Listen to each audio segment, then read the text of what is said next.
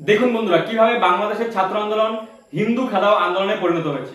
হ্যাঁ বন্ধুরা, আজকে কিন্তু আমাদের প্রতিবেদনের বিষয়বস্তু মূলত বাংলাদেশের যে ছাত্র আন্দোলন সংগঠিত হয়েছে সেই ছাত্র আন্দোলন থেকে কিভাবে বাংলাদেশের হিন্দু খেদাও আন্দোলনে পরিণত হয়েছে, অর্থাৎ বাংলাদেশ থেকে হিন্দুদের বিতাড়িত করার আন্দোলনে পরিণত হয়েছে, হিন্দুদেরকে অত্যাচারিত করার আন্দোলনে পরিণত হয়েছে।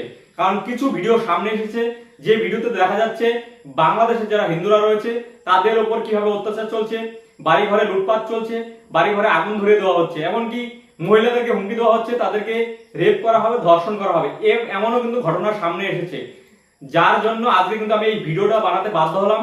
কারণ আমার এই ভিডিওগুলো দেখে মনে হয়েছে যে এই জিনিসগুলো আপনাদের সামনে তুলে ধরা দরকার। কারণ একটা ছাত্র আন্দোলন কিভাবে হিন্দু খেদাও আন্দোলনে পরিণত হয় তাই বাংলাদেশের ছাত্র আন্দোলন না দেখলে হয়তো বোঝা যাবে না।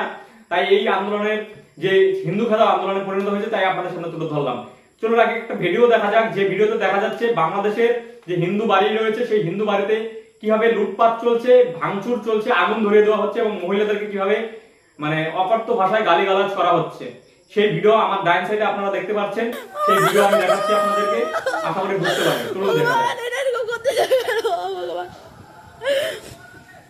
ভগবান এটা এরকম করতেছে কেন?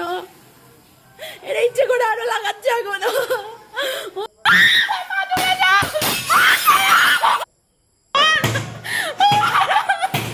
বন্ধুরা, ভিডিওর সামান্য কিছু অংশ আপনারা দেখলেন, এই ভিডিওটা আপনারা সম্পূর্ণ পেয়ে যাবেন।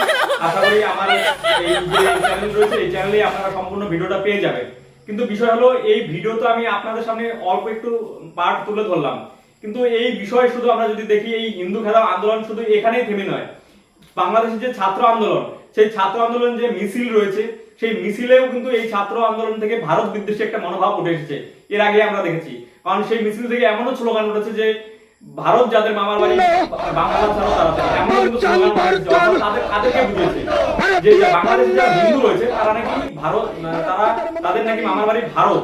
তাই তারা বোঝাতে চাচ্ছেন যে বাংলাদেশে যারা হিন্দু সমাজ রয়েছে তারা নাকি বাংলা তাড়াতাড়ি ছাড়ো, অর্থাৎ বাংলাদেশে যারা হিন্দু সমাজ রয়েছে তাদেরকে কিন্তু বাংলাদেশ ছাড়তে বলা হচ্ছে এই আন্দোলনের মধ্য দিয়ে। এমনও বলা হচ্ছে বাংলাদেশের যে সমস্ত পণ্য অর্থাৎ ভারতীয় পণ্য ব্যবহার হয় সেই সমস্ত পণ্য নাকি তারা বয়কট করবে, ভারতের কোনো পণ্য তারা ব্যবহার করবে না, অর্থাৎ ভারতীয় পণ্য বয়কট। এই সমস্ত কিন্তু একটি বাংলাদেশের ছাত্র আন্দোলন থেকে উঠে আসছে। এখন বিষয় হলো এই ছাত্র আন্দোলন কি বাংলাদেশের মূলত ছাত্রদের হাতেই রয়েছে, না এই বাংলাদেশের ছাত্র আন্দোলন সম্পূর্ণ জামাত থেকে শুরু করে বিএনপি এদের হাইজ্যাকে চলে গিয়েছে, অর্থাৎ এই ছাত্র আন্দোলন সম্পূর্ণ জামাতের নিয়ন্ত্রণাধীন অবস্থায় চলে গিয়েছে এই ছাত্র আন্দোলন। হ্যাঁ বন্ধুরা, কারণ এই ছাত্র আন্দোলন যদি আমরা দেখি বাংলাদেশের যে রাজনৈতিক দলগুলো রয়েছে বিএনপি, জামাত, এরা কিন্তু প্রতিনিয়ত বাংলাদেশের যে ছাত্র সমাজ রয়েছে সেই ছাত্র সমাজকে প্রতিনিয়ত তারা জাগানোর চেষ্টা করেছিলেন, কিন্তু তাদের হয়তো জাগাতে সেরকম না পারলেও এবার যেহেতু ছাত্ররা কোটা বিষয়টি নিয়ে রাস্তায় নেমেছে, এখন এই বিষয়টাকে কিন্তু বাংলাদেশের যে বিএনপি দল রয়েছে এবং জামাত দল রয়েছে তারা কিন্তু হাতে নেওয়ার চেষ্টা করছে, অর্থাৎ ইস্যু করার চেষ্টা করছেন।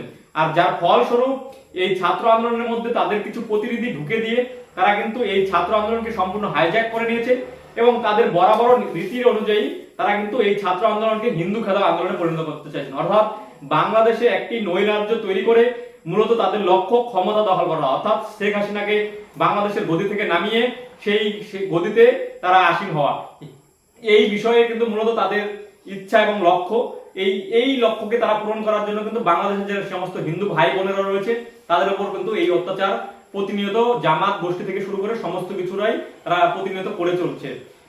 যদি আমরা দেখি বাংলাদেশের যে ছাত্র আন্দোলন যে ছাত্রদের হাতে নেই, এই বিষয়টা কিন্তু বাংলাদেশের যে সরকার রয়েছে অর্থাৎ সেই সরকার কিন্তু বুঝতে পেরেছে। তাদের যে আইবি রিপোর্ট অর্থাৎ গোয়েন্দা রিপোর্ট তারাও কিন্তু বুঝতে পারছে যে এই ছাত্র আন্দোলন কোনো মতেই আর ছাত্রদের হাতে নেই।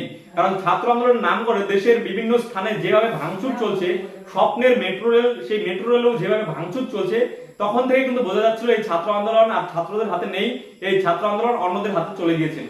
যা আজ করে বাংলাদেশের সরকার কিন্তু এই জামাত যে দলটি রয়েছে এই জামাত দলকে কিন্তু সাম্প্রতিকভাবে নিষিদ্ধ ঘোষণা করেছেন, অর্থাৎ এই জামাত দলটি বাংলাদেশে নিষিদ্ধ ঘোষণা করা হয়েছে, অর্থাৎ জামাত করা চলবে না।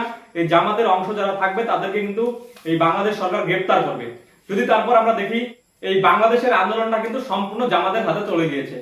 তো বন্ধুরা, আমরা দেখলাম বাংলাদেশের ছাত্র আন্দোলন কিভাবে একটি অরাজনৈতিক ছাত্র আন্দোলন কিভাবে রাজনৈতিক আন্দোলনে পরিণত হয় এবং ছাত্র আন্দোলন কিভাবে অন্য রাজনৈতিক দল হাইজ্যাক করে নেয়, এই বিষয়টা কিন্তু সব জায়গাতেই আমি মনে করি মাথায় রাখা দরকার। যে ক্ষেত্রে যে কোনো আন্দোলন অরাজনৈতিক গড়ে উঠুক না কেন, সেই ছাত্র আন্দোলনই হোক কিংবা অন্যান্য সামাজিক আন্দোলনই হোক, এটা কিন্তু সবারই মাথায় রাখা দরকার যে আন্দোলনটা যে উদ্দেশ্য নিয়ে হচ্ছে সেই উদ্দেশ্য যাতে আমাদের মানে না ভেঙে না যায়, অর্থাৎ লক্ষ্যচ্যুত যাতে আমরা না হই, এই বিষয়টা কিন্তু সবারই মনে রাখা দরকার।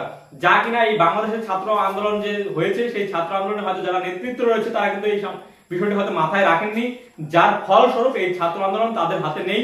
এই ছাত্র আন্দোলন বিএনপি থেকে শুরু করে জামাত, এই সমস্ত যে বিভিন্ন বিচ্ছিন্ন যে রাজনৈতিক দলগুলি রয়েছে বাংলাদেশে তাদের দখলে চলে গিয়েছে, যার ফলস্বরূপ এই হিন্দুদের উপর অত্যাচার চলছে।